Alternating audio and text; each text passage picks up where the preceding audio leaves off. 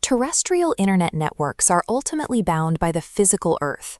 Cell towers and fiber optic cables can only take data so far before they hit a hard stop at the water's edge or a mountain range.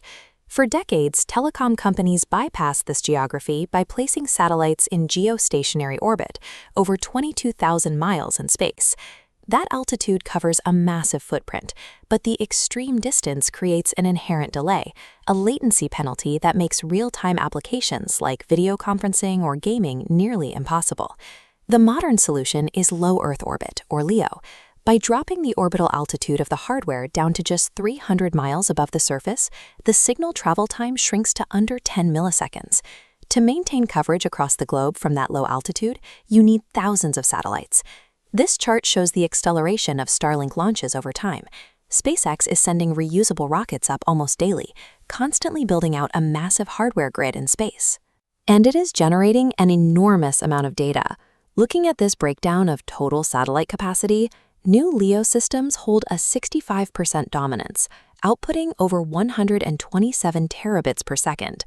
But deploying 10,000 active satellites and constantly replacing them as their orbits decay and they burn up in the atmosphere requires an astronomical continuous influx of cash. Solving the physical barrier of global internet accidentally created one of the most difficult capitalization challenges in the history of space infrastructure. A satellite megaconstellation operates on immense fixed costs. The rockets, the orbital hardware, and the ground stations all have to be manufactured and maintained regardless of how many people actually log on to use the service. This graph tracks Starlink's subscriber growth curve. It's a steep, steady climb, but mathematically, securing a few million rural residential subscriptions is insufficient to fund the ongoing production lines and rocket fuel required to keep the network alive. The core financial hurdle is the fill rate. This matrix shows how the operational cost of the network changes based on how much deployed capacity is actually used by paying customers. Satellites continuously orbiting over the Pacific Ocean or an empty desert generate zero revenue, but they cost exactly the same to operate. Notice the deep lead zones in the bottom left. When that deployed capacity is left unsold, the operational cost per megabit skyrockets. To monetize those empty miles and achieve profitability, mega constellations are being forced to look down at a much deeper pool of money, the multi-billion-user mobile telecom market. Satellite internet cannot survive strictly as a niche rural product. It has to capture terrestrial telecom revenue to stay in orbit. If LEO operators desperately need telecom money, why don't they just bypass the telcos entirely and replace ground-based mobile networks? It comes down to physics. Satellite signals travel hundreds of miles through the atmosphere. By the time they hit the ground, they lack the raw power to punch through structural barriers like concrete, steel, or a standard residential roof. Terrestrial mobile networks operate with the exact opposite profile. A nearby cell tower easily blasts a signal indoors and through dense urban infrastructure.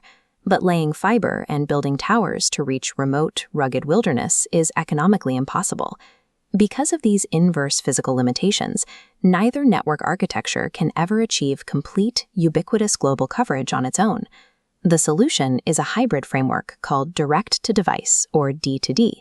It acts as a technological bridge, merging space hardware directly into existing ground networks. For traditional mobile network operators, D2D instantly erases their coverage dead zones.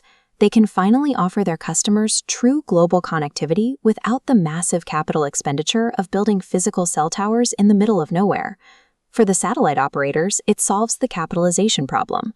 They secure massive, guaranteed wholesale revenue streams from existing telecom giants to fund their ongoing rocket launches. This integration is already being written into 3GPP, the core global engineering standards for mobile networks. This means a standard, unmodified smartphone will natively know how to communicate with a satellite.